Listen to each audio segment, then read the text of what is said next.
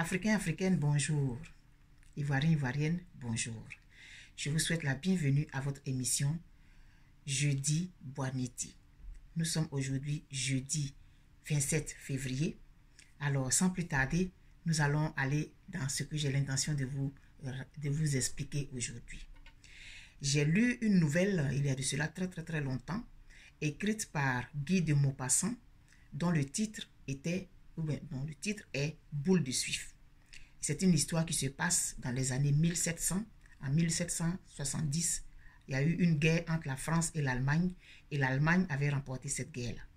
Or, vous savez que quand il arrive une guerre, le vainqueur, il fait ce qu'il veut du vaincu. Alors, ils ont décidé de s'installer partout où ils pouvaient dans les villages en France. Et c'était la population qui les nourrissait, ils les terrorisaient. En tout cas, ils faisaient ce qu'ils voulaient. Et dans un village, dans un endroit assez reculé, il y a des gens qui ne supportaient plus la présence de ces Allemands-là. Ils ont décidé donc de partir. Ils ont pris une calèche. Il y avait un couple de gens fortunés. Il y avait un couple de commerçants. Il y avait 2 religieuses. Il y avait un monsieur, un citoyen comme ça, et une dame nommée Boule de Suif parce qu'elle était grosse, elle était ronde. Elle avait le visage rond, les joues rondes et tout ça, vraiment. On l'appelait Boule de Suif en pensant à la boule qu'on utilise pendant la Noël. On met les boules qu'on met sur les sapins. Ce sont des boules de Suif. Donc, c'est à ça qu'elle faisait penser. Ils ont donc pris le chemin. Malheureusement, c'était en janvier.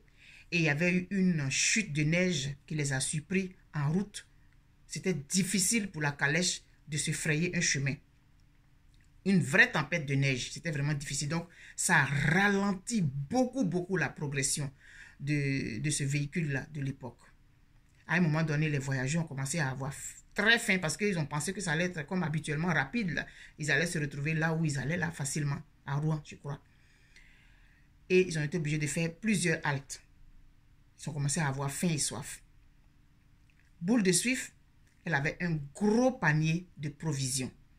Du jambon, du pain, des jus, des fruits. Vraiment pour pouvoir nourrir même tout un bataillon. À un moment donné, elle a fait sortir ça de dessous son siège et elle a partagé ça avec les gens qui étaient avec elle dans la calèche. Ils l'ont remercié. Vraiment, vraiment, madame, vous êtes généreuse, vous êtes gentille. Et puis tout ça, merci. Vraiment, c'était des vraies affaires qu'il y avait dans le panier de la dame. Tout le monde a pu manger, il y a même eu du reste. Et ils sont arrivés finalement là où ils allaient. Quand ils ont descendu leurs affaires, un des Allemands là est venu, puisque c'était eux qui contrôlaient tout. Donc il a commencé à faire descendre les gens. Elle est descendue en dernier. Ils ont été logés dans un hôtel parce que il fallait passer la nuit là pour continuer le lendemain là où ils allaient. Le même soir, le chef des Allemands là, il fait appeler Boule de Suif et il lui demande de passer la nuit avec elle. Chose qu'elle refuse. Elle le traite de tous les noms. Il dit, bon, tant que vous n'avez pas donné ce que je veux, vous ne bougerez pas. Elle dit, vous savez qu'on ne bougera pas. Vous prenez pour qui? En tout cas, tout ça. Ils font 1 jour, 2 jours, 3 jours. Le commerçant, il doit aller, il partait commander des affaires, il partait faire ses choses. Le couple de bourgeois, ils allaient à tel endroit. Les religieuses aussi, elles allaient à tel endroit. Donc, ils ont commencé maintenant à essayer de la convaincre.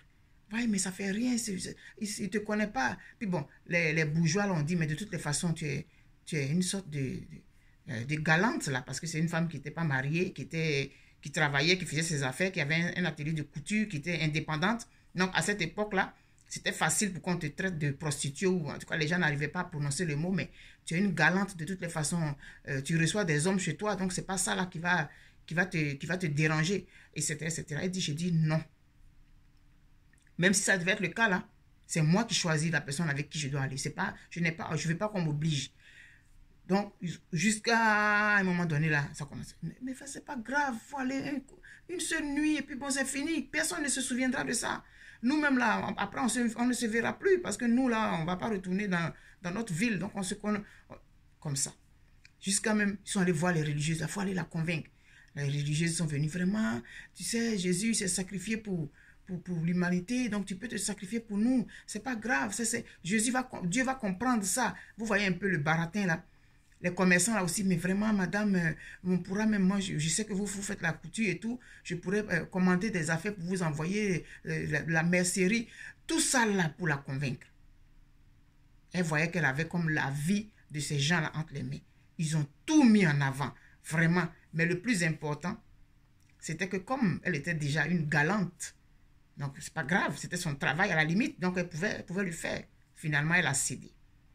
Et elle a passé la nuit avec l'Allemand là, la 4e nuit. Et le lendemain, 5e jour, ils ont repris le chemin pour partir. Et la tempête avait continué, donc ils avaient encore un problème de nourriture et tout ça là. Et donc les autres ont commencé à faire sortir leurs provisions parce qu'ils ont eu le temps de s'approvisionner. Mais elle n'a pas eu le temps. Ils ont commencé à se partager, ils ont mangé et ils l'ont mise complètement à l'écart. Du coup, elle était devenue une prostituée, une femme qui couchait avec n'importe qui pour rien, comme un vulgaire allemand comme ça. Elle peut aller coucher avec lui. Et puis les religieuses là, mais franchement, si c'est pas malheureux, comment est-ce qu'on peut... Donc, ils l'ont mise en quarantaine. Non seulement elle a eu faim, non seulement elle a été humiliée, et finalement, elle se rendait compte qu'elle s'était sacrifiée pour rien, pour des gens ingrats. Et c'est comme ça que la nouvelle finit. Sur la mise en quarantaine de Boule de Suif, la femme noble là même n'a pas hésité à la traiter de sale prostituée dans la calèche, parce qu'elle n'avait rien à manger. Ils l'ont insultée, ils ont traité de tous les noms et ils se sont tous mis dans un coin et ils n'ont pas voulu se mélanger à elle parce que c'était une pute, c'était une putain, une sale, une vendue, tout ce que vous pouvez imaginer.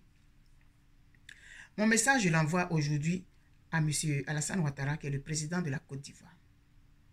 Président Alassane Ouattara, vous êtes le président de la Côte d'Ivoire. Aujourd'hui, des gens vous adulent. Des gens se servent de vous pour avoir quelque chose. Et vous croyez que c'est parce qu'ils vous aiment. Vous êtes aujourd'hui l'allié de la France. La France va se servir de vous. Quand elle n'aura plus besoin de vous, elle va vous jeter comme elle a fait avec les autres.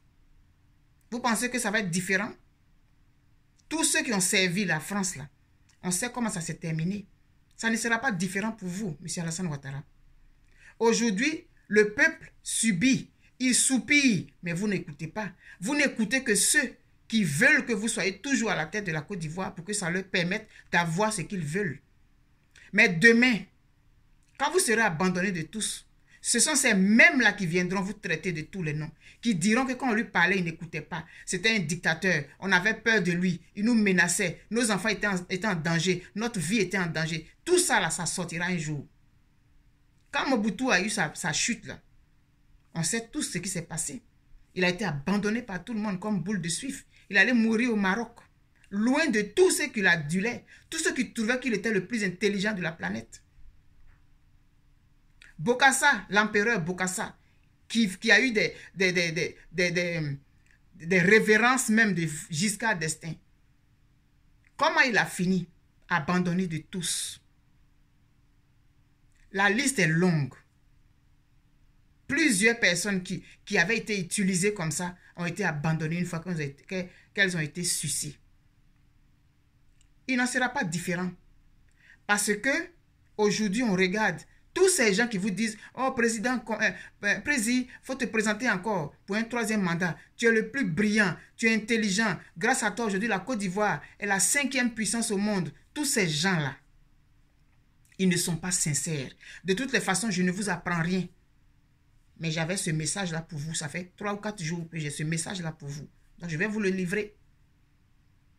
Tous ceux qui sont autour de vous, qui vous conseillent de serrer les cartes nationales d'identité, qui vous conseillent de faire tel nombre de centres d'enrôlement, qui vous conseillent d'envoyer un ici, et puis au nord, puis de faire ci, et puis de faire ça. Tous ceux qui vous applaudissent aujourd'hui, qui voient en vous un sauveur, demain, vous allez subir le même sort que ceux qui vous ont précédé dans cette façon de fonctionner au niveau africain. Quand on vous aura abandonné, vous serez comme Boule de Suif. Vous n'aurez personne autour de vous. Vous allez assumer tout seul ce que vous faites aujourd'hui.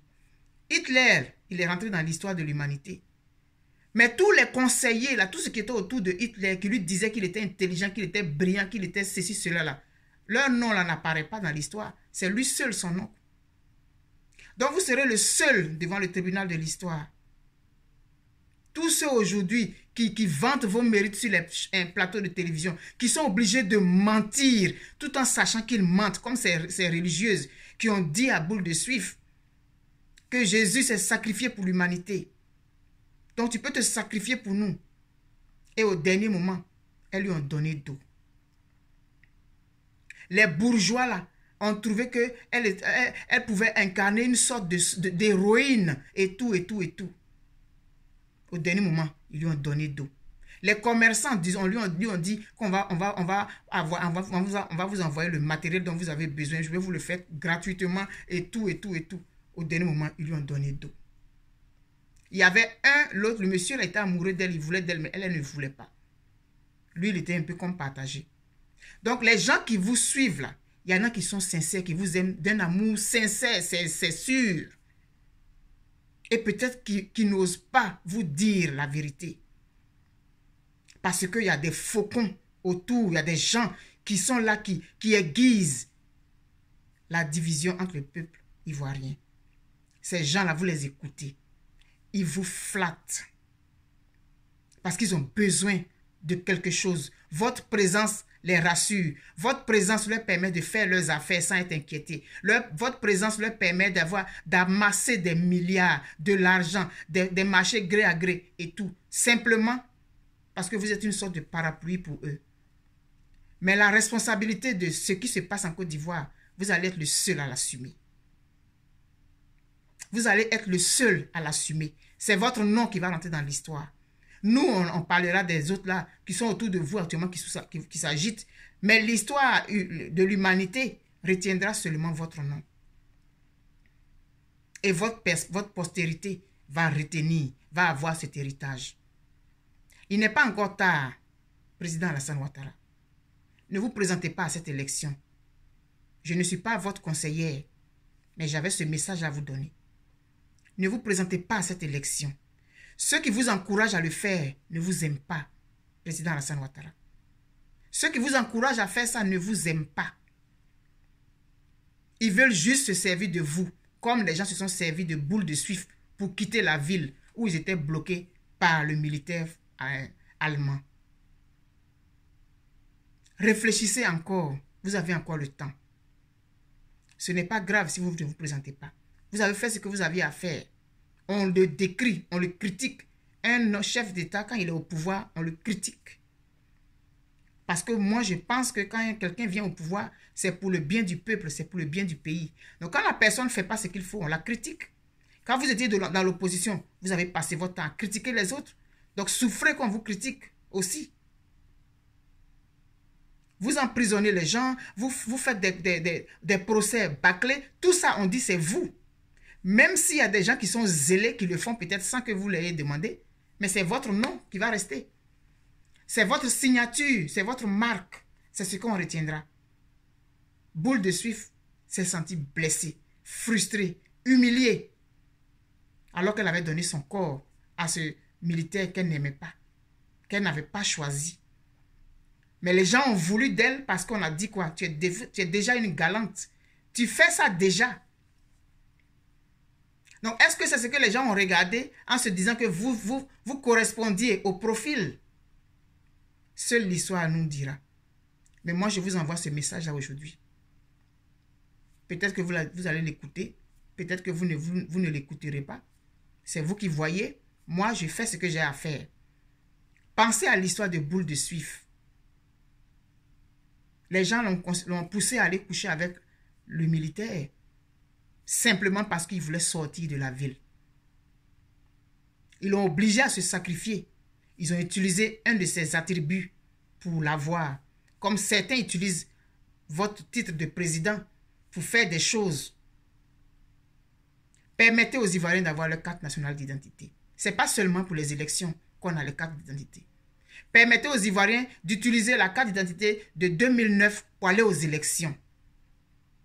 Si tant est que vous voulez vraiment le bien de ce peuple-là, permettez à ceux qui ont leur carte nationale de 2009 d'aller à ces élections-là. Augmentez les centres d'enrôlement. N'écoutez pas les gens qui vous donnent des conseils à gauche et à droite, qui vous disent que vous êtes puissant, vous êtes brillant, vous êtes intelligent, qui vous caressent dans le sens du poil. Président Alassane Ouattara. Je prêche peut-être dans le désert, mais je vais continuer à prêcher dans le désert. Pensez à l'histoire de Boule de Suif. Vous serez le seul responsable de ce qui s'est passé en Côte d'Ivoire entre 2011 jusqu'à maintenant. Vous serez le seul. C'est votre nom. Ce sera votre responsabilité demain devant l'histoire. Ça ne sera pas la responsabilité de tous ceux qui racontent des histoires, qui racontent des histoires aux gens acquis à votre cause et puis qui y croient parce qu'ils ont un certain niveau intellectuel. Qu'on maintient exprès dans cet état-là pour ne pas qu'ils fassent des analyses poussées. Les gens s'enrichissent sur votre dos. Les gens se font un nom sur votre dos. Mais vous serez le seul devant le tribunal de l'histoire. Je vous souhaite une très bonne journée. Président Alassane Ouattara, président de Côte d'Ivoire. Je suis Marie-Gabrielle Taka. Je vous envoie un message. Sur Facebook, mon nom, c'est Eben Boigny. Bonne journée, Monsieur le Président. Et réfléchissez encore. Vous avez encore le temps de revenir. Vous avez encore le temps de revenir à la raison. Parce que tous ceux qui sont en train de vous conseiller, de vous présenter encore, ils le font pour leur propre intérêt. Sinon, logiquement, on ne devrait pas vous encourager à faire un troisième mandat. Logiquement, non. Logiquement, vos conseillers vous diraient, laissez les gens utiliser leur carte de 2009 pour se présenter, pour les élections. Ceux qui sont vraiment sincères, vous conseilleraient de faire le plus grand nombre de centres d'enrôlement possible. Mais les gens vous conseillent et vous suivez. C'est votre décision. Je vous souhaite une très bonne journée. Maintenant, aux Africains et aux Ivoiriens, je vous donne rendez-vous jeudi prochain pour un autre un jeudi Boigny. Bye bye. Je vous aime.